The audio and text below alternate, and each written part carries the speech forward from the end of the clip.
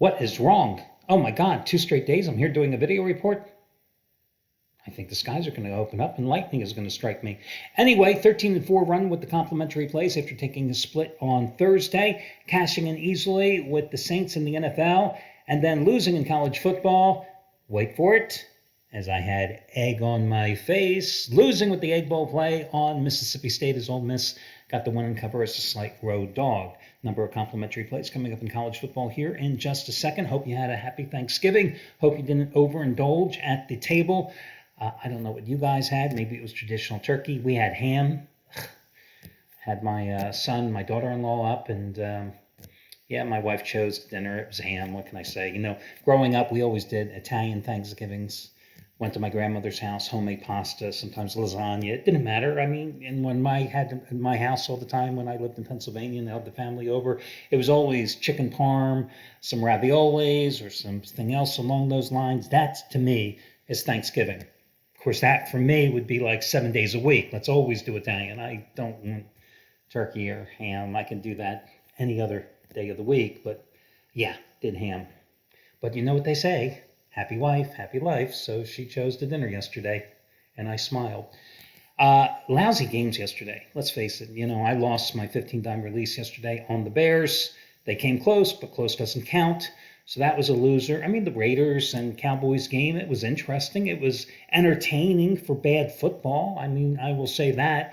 I don't think the NFL schedule makers, when they thought about it, never realizing that Drew Brees was going to retire, that they were going to have a lousy Saints team on the field against a Bills team that really looked pathetic too, but they played better in a bad game. And even the Egg Bowl game wasn't that good. So hopefully we'll have some better games here today. Let's get to some complimentary plays on this college football card. I think today, one of the things that you have to consider is when handicapping this card is what happened in some of these teams' previous games and how it may affect them here today. And let me give you a prime example. I think Arkansas is so much better than Missouri in a 3:30 Eastern time kickoff today. Arkansas is playing at home. They're a 14.5-point favorite against Mizzou. But Arkansas is coming off that loss at Alabama, in which they gave the Crimson Tide everything they could possibly handle. And Sam Pittman, who has done just a fabulous job resuscitating that Razorback program, had his team right there battling till the very end of that game. And Arkansas, as you know, lost that game 42-35.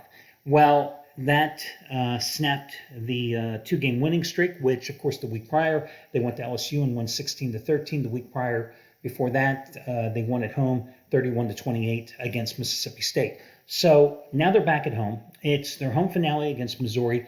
But, you know, Mizzou has become bowl eligible thanks to back-to-back wins against Florida, 24-23, which was the game that ultimately ended it all for Dan Mullen. And before that, they won at home against South Carolina, 31-28. So Mizzou here is on a little bit of a roll.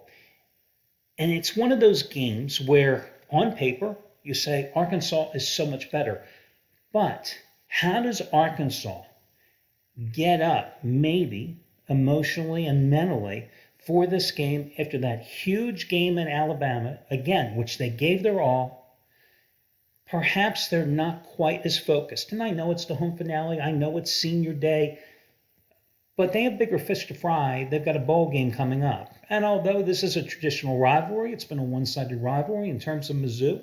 And I think in this case, the wiser play would be to grab the points, because the line has gone from 14.5 now to 15.5 at some books, and take Missouri at 2 touchdowns plus in this game. So I think that's one of the ways that you have to look at some of these games here today. Another game, Utah and Colorado. Utah coming off that monstrous win against Oregon last week at home. An Oregon team that they are most likely going to play again in the Pac-12 championship, right? So now you've got Colorado coming to town. Colorado, a dreadful team, right? Absolutely awful. And do not be deceived by Colorado's 20-17 win against Washington last week at home. That was a game that statistically, the Huskies out first down them, had an overwhelming advantage in terms of total yards as well. The thing is, the Huskies committed 4 turnovers, and that's what gave Colorado the win. But now you're asking Utah, coming off that big win, playing at home, 24-point favorite. Is this a game that Utah simply goes through the motions? Is this a game where Utah perhaps rests a couple of its key performers, knowing it also has bigger fish to fry? Remember, this is a game maybe that could be reminiscent to how Utah played against Arizona just a couple of weeks back. Utah was coming off the big 44-24 win at home against UCLA, followed it up with that 52-7 shellacking with Stanford. Then it went to Arizona, and it was a 38-29 win against a bad Wildcats team when they were a 24-point favorite.